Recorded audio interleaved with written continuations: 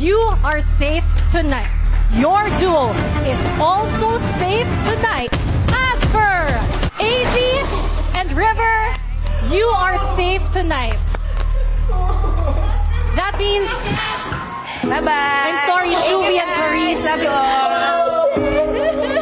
Your duo has just been evicted from the Big Brother house.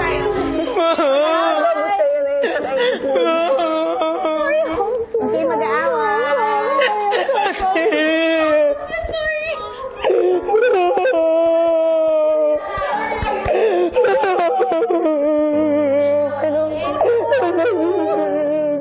Okay, mag-aaway. Nika, kitchen.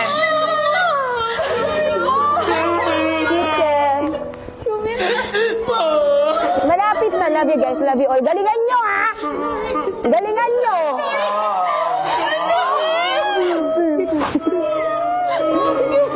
Galingan nyo. Yeah, sana pa ba? Galingan nyo, galingan nyo.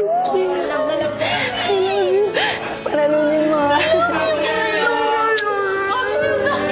Shuvi, Clarice, pumasok na.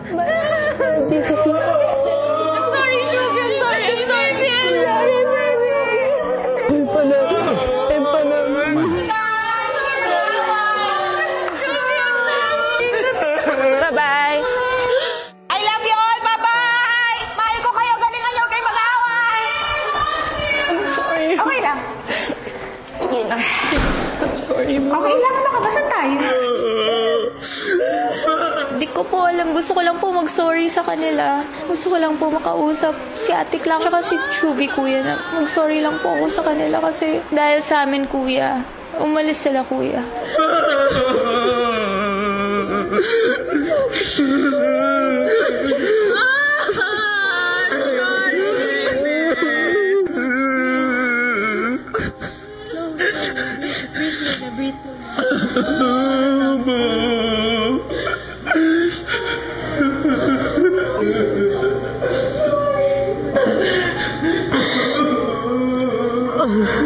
Si Esnir patuloy na dinadamayan ng kaduo na si Charlie.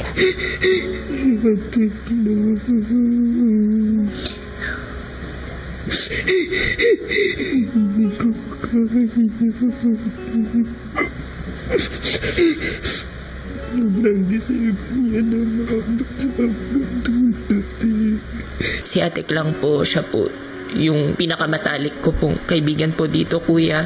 Siya po yung una kong hinahanap po kada umaga. Siya po yung sandalan ko, kuya. Siya po yung naniniwala sa akin, kuya.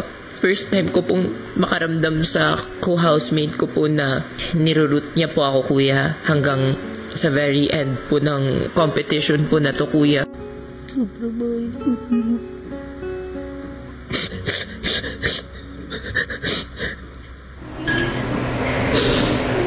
Si Shoes, alam ko, kuya, ako po yung naging unang kaduo niya. Alam ko pong pangarap niya po ito.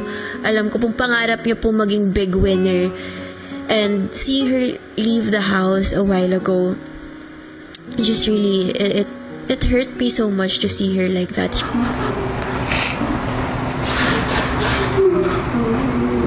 Samantala, ang isa pa sa mga malapit kay Clarice na si Will, piniling mapag-isa sa bedroom. Naging malaking part lang din po kasi si Ate Clang sa journey ko po dito sa loob ng bahay niyo. Kaya pakaramdam ko po parang nawalan po ako ng isang solid na kampi dito. Isang magulang po, isang kaibigan din. Sabi ko po sa inyo noon to na naramdaman ko po yung comfort ng nanay kay Ate Clang, kaya sobrang po. Abangan bukas ang iba pang mabigat na damdaming nangibabaw sa housemates. Hindi ko kayo marap sa iba. It's my fault, girl. It's my fault.